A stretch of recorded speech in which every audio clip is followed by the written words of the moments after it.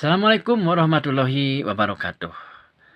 Dina dinten ieu rupina dinten Jumat, anu disebat Jumat berkah, oge sekaligus dina Jumat ieu Jumat terakhir nya badaya.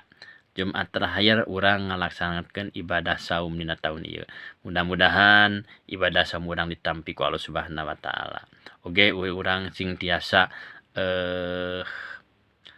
ngamalkeun sapertos dina peribadahan pokok pertami mah sapertos sasi saum urang seueurkeun dzikir, urang seueur maos Al-Qur'an, sageleng anu pardu, anu sunat ku urang dilakonan.